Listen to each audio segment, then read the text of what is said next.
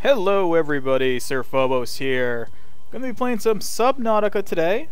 They just had a big release, the H2O update release. It's a big graphical release, which is pretty cool. So things should be a lot prettier. They gave 3D models to a lot of the things that you would build, like with the fabricator.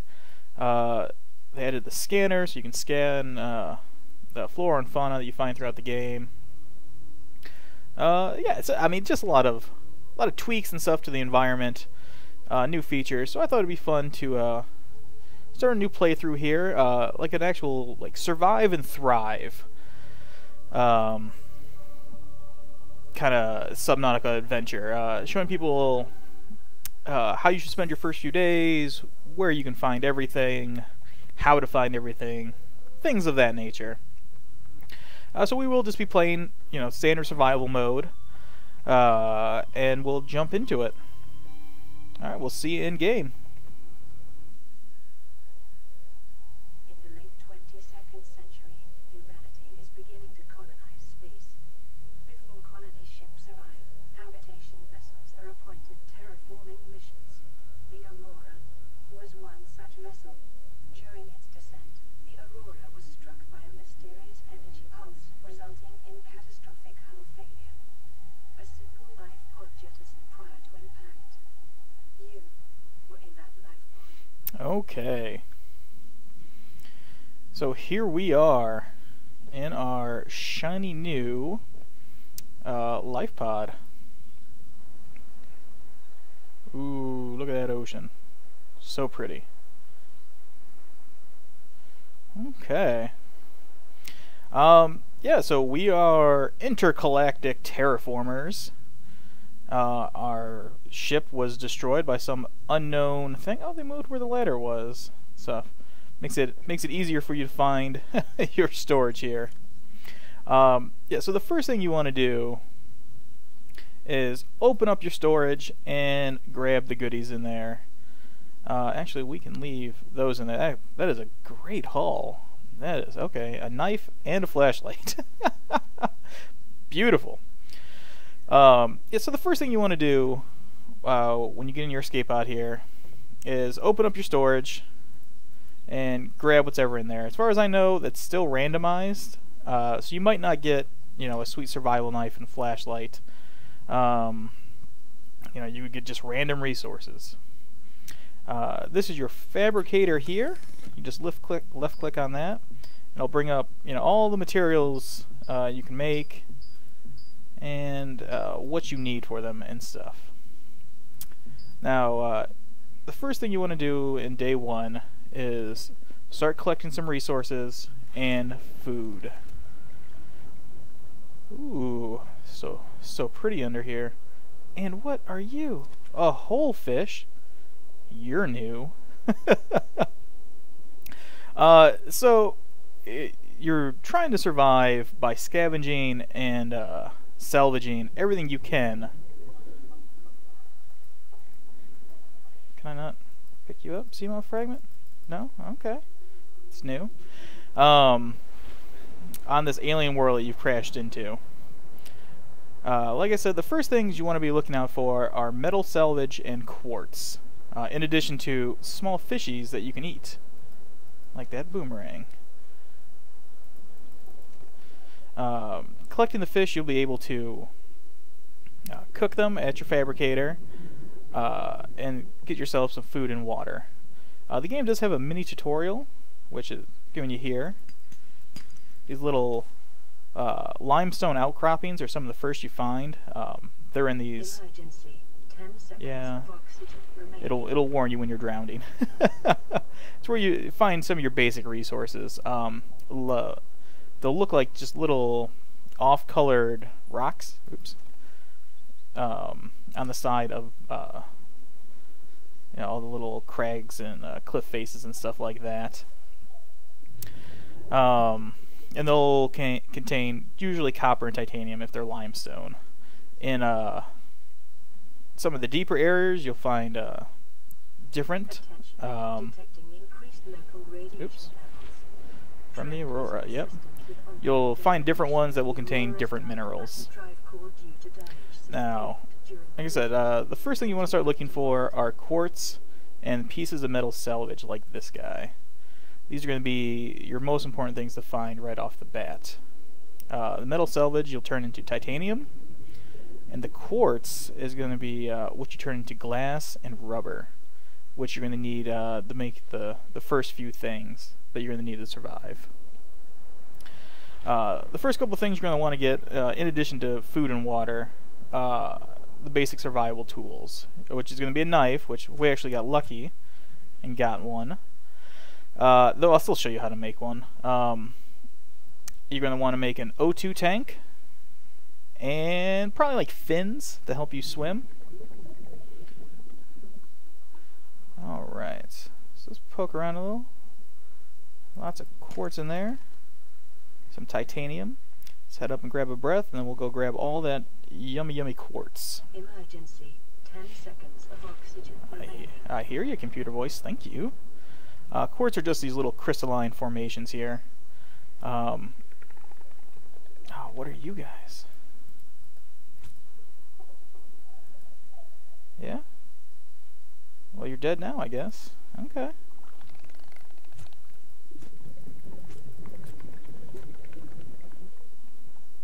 So yeah, quartz you're going to find in caves like this. You'll find it just out in the grass. Oh, these things are nice. If you can Emergency. yep, 10 seconds of stand on one, remaining. it'll give you some air. Yep, and I'm bad at catching the bubbles apparently. Each bubble you stand in will give you 10 seconds of air. Of oxygen remaining. Yeah. But you gotta, if you're not bad at standing on them, they'll give you air. So yeah, just poke around, get some quartz, and get titanium. You don't want to explore. Oops. So that was actually a different little node, and I accidentally picked it up. So this is limestone.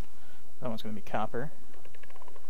See, this is a sandstone one, so we're going to get silver and gold from those. Sandstone ones are usually found by those kelp forests. But starting out, you don't want to travel too far from your escape pod and start running into the scarier monsters. Like you can see that guy over there. Those are stalkers. They look like terrible alligator fish. And they are aggressive. Oh, you can see him stealing salvage right there. You punk. And they'll do that. They will collect salvage. They do hurt you if they attack you. The aggressive fish, at least most of them, will warn you before they come after you. Like those guys will make a growl and then they'll kind of make this beeline attack for you. And they'll do pretty significant damage if they hit you. But they'll typically like swim off after that, and they're not a huge threat, but you know, if there's a couple of them in an area and they come after you, you could be in trouble. So we're not going to tangle with those guys just yet. We're going to focus on finding quartz and titanium and salvage. These guys are great fish to pick up early on. These are called air sacs. They can be turned into water, which is great early on. 10 seconds of oxygen remaining. Yeah, early on you got to really manage your air, which is a pain in the butt. That's another reason you don't want to travel too far. Yeah, food-wise, if you can find some air sacs, great. Oh man, look at all the little chunks. They'll really help you starting out. Otherwise, you have to make actual water, which is made from bleach, and you got to find sand or not sand, salt. And salt can be tricky sometimes to get your hands on. But we'll grab a couple more pieces of quartz and salvage here, and it's going to warn me to eat something, and then we'll go inside and start making our first bits here. Now you won't, I am just loaded up with quartz and stuff in this area. You won't always be that lucky and just have a ton of stuff right by you. Sometimes you have to go a little bit, but you want to stay on this like coral shelf that, you know, this shallow area that you're kind of on. 10 seconds of oxygen. Your escape pod will always be right above this area. And then it'll be surrounded by like kelp forests and red kelp forests, deeper areas that you don't want to mess with too much yet. You can see it's getting kind of dark out. So the Continued degradation of the Aurora's dry core may cause a quantum detonation. Calculating risk assessment. Death Thank by you. malnourishment, 7%. Oh, stop it. 11%. Okay. Exposure to radioactive crash site So materials, we're going to turn these air sacs into fresh water. dry core is Get a couple bottles of that going. probability of death increases to And then we're going to 65%. cook a peeper. Or, I'm sorry, a whole fish. It's not a peeper. And we'll cook the boomerang. Alright, click off the fabricator. And we'll eat up and drink up. I'll cook that other boomerang real quick, just so we're in a good spot. Yeah, hi Air Sac. How you doing, buddy? Doing good? Being my friend? Okay. And we'll eat him up. So now we're very full. It got dark. Now you can, of course, still explore at night. Some things are a little bit easier to find. Like quartz is actually super easy to find when it's dark out, because it glows. Look at that. And you know the sand is dark. You can see lots of things are easier to find. Fish and lots of bioluminescent stuff. But not only is it harder for you to see at night, the aggressive fish become more aggressive. So if you're close to a kelp forest, you might find yourself becoming attacked much more often. So if you can help it, or if you're feeling adventurous, you know, whatever, go out. But otherwise, leave the exploring to the daytime. Now we have a ton of salvage. Yeah, we got some metal salvage. We got a ton of quartz. So let's make our first tier of basic survival tools. The first thing that I usually build is the air tank, which if you go under equipment, it's this O2 tank here. All it is a piece of titanium and a piece of glass. So we already have titanium. We picked some of those up in the chunks, but we need a piece of glass, and a piece of glass is just 2 pieces of quartz, and that's going to turn it into glass. So now we got our glass, and we got a piece of titanium. Oops. So we're going to turn that into an O2 tank. Boom. And you can see that our oxygen just went from 45 to 75. So it gave us 30 seconds more air, which is fantastic. It takes up a sizable chunk in your inventory, but it's definitely worth having. Now you can build another one too, which we won't do right now. When we start exploring a little bit deeper, maybe we'll make a second one and get another 30 seconds, but for now that'll be fine. The next thing I want to make is a survival knife. Now I won't, because I was lucky and had one in my escape pod, I won't have to make one, but a survival knife is just titanium and silicone rubber. And silicone rubber, again, is just 2 pieces of quartz. This is why quartz is important in the beginning here.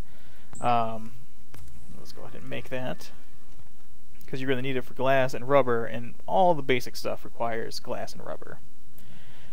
So it's just 2 pieces of quartz, a piece of titanium, and you have yourself a survival knife.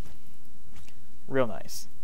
And like I said, after that, the next thing I go for are fins. They just make you a little bit quicker underneath the water, which is very useful for getting around. And fins, real easy, are just 2 pieces of rubber. So you take 4 pieces of quartz, turn it into 2 pieces of rubber, and boom, you have fins. You got some flippers. Alright, and those will equip automatically to your feet, and they will make you a little bit quicker here. So we'll go swim around a little bit here. Hey, Peeper. Yeah. So this, you'll get more use out of the available area you have because you're faster. It's just nicer being able to traverse around a little bit quicker. Alright. So yeah, that's surviving day 1. Not too hard, you just have to poke around a little bit, find the quartz, find some fishies to eat, and find some salvage. Oh, so salvage, real quick. Thank you, computer voice. Under basic materials, the titanium, you turn the metal salvage into 4 pieces of titanium. So you break it down, and it turns that into 4 of these little guys. So super useful. It's a nice piece to pick up. So we'll just do that real quick. Turn that all into titanium, and then we can use our escape pod storage to store extra things. So like we won't need that gold right now. We won't need the silver right this second. Local radiation readings exhibit characteristics consistent with total degradation of the Aurora's dark matter drive core. Yeah. A quantum detonation will occur with a probability of 85.5%. Oh, okay. Advise observing a 1 kilometer safety range. Okay. So the Aurora is going to blow up, is what the computer voice is telling us. And then you can use the extra storage in here to kind of store things you won't need right away, which is great. It saves you the hassle of building storage. So you can build waterproof lockers, or storage cubes as they were called just a little bit ago, that you can drop in the water and put stuff in. It's kind of a hassle to maintain those, though. It's a huge pain in the butt. And starting out, you really don't need it. Just use the storage locker and you should be okay. But yeah, so that's day 1. You get your knife, you get your flippers, you get some food, and you get an air tank. And then you are ready to dive back in and start finding more components. So that's what we'll do here in day 2, and we'll pick it up in the next episode. Thanks for watching, guys. We'll see you then. Goodbye.